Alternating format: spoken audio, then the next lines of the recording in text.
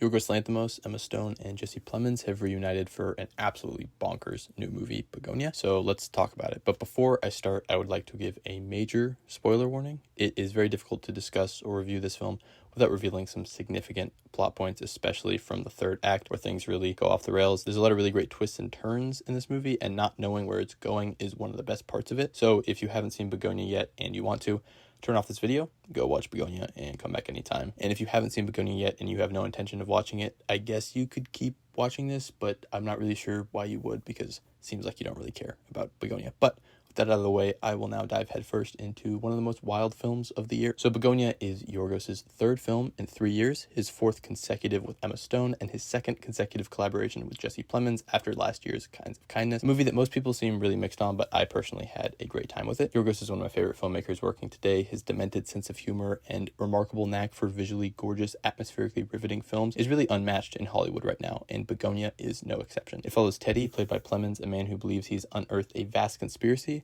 that compels him to abduct a high-profile tech company CEO, played by Stone, acting under the belief that she is definitely, absolutely an alien. Just want to say Yorgos always has great premises for his films, the kind of log lines that immediately get people, or at least me, interested in whatever the hell is going to happen in any of his films, and Bugonia more than lives up to its wild premise. Let's start with the screenplay, specifically the structure. Begonia's first act is super small scale, largely consisting of lengthy conversations between Plemons and Stone as Teddy attempts to articulate his beliefs to her and force her into a confession. The first 40 or so minutes rely entirely on the quality of both the script and the two central performances, and Bugonia needs its opening act to work in order to get the audience invested in the insanity that's going to ensue within its third act. So basically, there's a lot riding on Stone, Plemons, and Will Tracy's screenplay, and absolutely none of them disappoint. There's been a lot of films this year where people with extreme conflicting points of view are forced to hash out their differences, usually stemming around class or political ideology or personal gripes, and more often than not, all three simultaneously. Eddington, One Battle After Another, the upcoming It Was Just an Accident, and No Other Choice, and to an extent, Wake Up Dead Man, the new Knives Out film. All see the screenwriters crafting characters whose extremism makes them difficult to entirely relate to, but are nonetheless sympathetically written. Bugonia is perhaps the best example of this trend. Watching Stone and Plemons talk feels like watching two people from completely different planets attempting to reach an understanding. The major theme, I think, is that the class discrepancy in America has grown so wide that both classes view each other as not human. Michelle, Stone's character, calls Teddy subhuman and an ape in a climactic scene, and obviously Teddy is hell-bent on Michelle's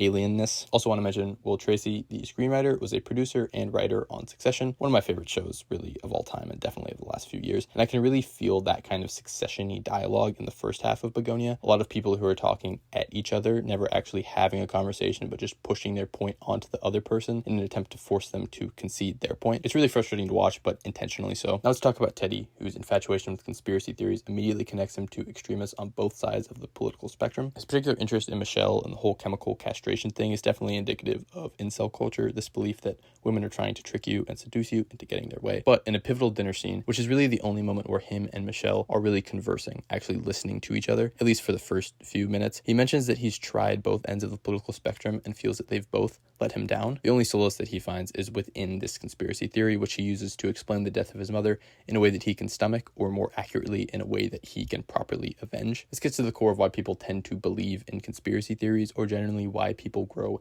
antagonistic towards people they neither know nor understand. Not because they're actually convinced by the evidence, but because that belief gives them a deeper reason to hate the person they already hate beyond personal surface level reasons. Obviously, Teddy is justified in his hatred for Michelle to an extent, since her company was the cause of his mother's death, but the alien theory allows Teddy to believe he's not only kidnapping her for his own purpose, but to save humanity. The twist comes at the end of the second act when it's revealed that Eddie was actually right and that Michelle is an alien, but even then Yorgos does a great job of making the viewer question her confession. Generally, this film is riveting in its ambiguity. Yorgos just throws the audience into the scenario without a lot of build-up, and we're forced to figure it out as we go along. Nearly every scene or sequence reveals something about Teddy or Michelle or their past. I haven't even mentioned the Stavi character, who only shows up in a few scenes but adds another very interesting wrinkle into the Teddy backstory. Overall, Teddy is a really tragic character, and Plemons does a great job of making him sympathetic. This might be his best performance yet, especially when he goes off the deep end in the final 15 or so minutes. But this twist also makes the audience shift allegiances. I was somewhat sympathizing with Teddy, but the entire premise and Stone's natural charm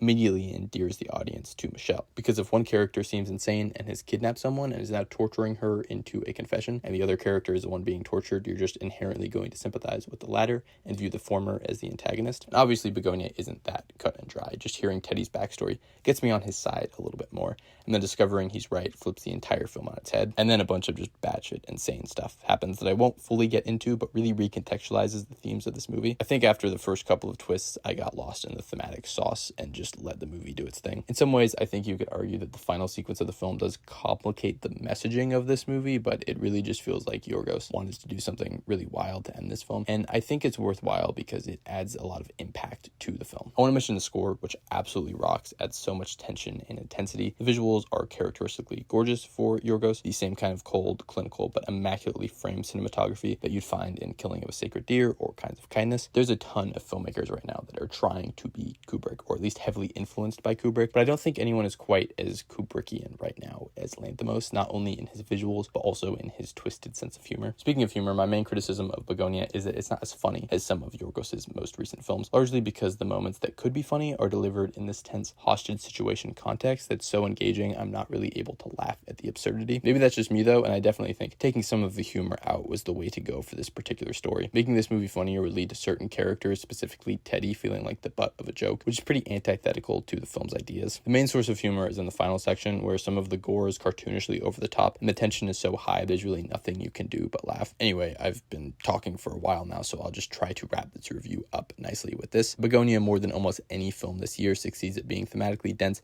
visually gorgeous, and narratively arresting for its entire runtime without sacrificing the potency of any of those three attributes. It's grounded by two phenomenal lead performances. Plemons and Stone find ways to make these characters relatable and sympathetic, while also doing some of the most insane shit you will see at the theater this year. It's a perfect slow burn, starting small but always moving with thrilling efficiency towards its conclusion, barreling into this wild finale that I personally did not see coming. And even if you suspect that she might be an alien, there's still no anticipating the final 5 minutes. It's just crazy stuff. So I would give this a 4 out of 5. And that's about it. Go watch Bugonia. Let me know what you think. I will be back next week with a review of Time I Love, the new Jennifer Lawrence, Robert Pattinson, Lynn Ramsey thriller. Should be a great time. And yeah, bye.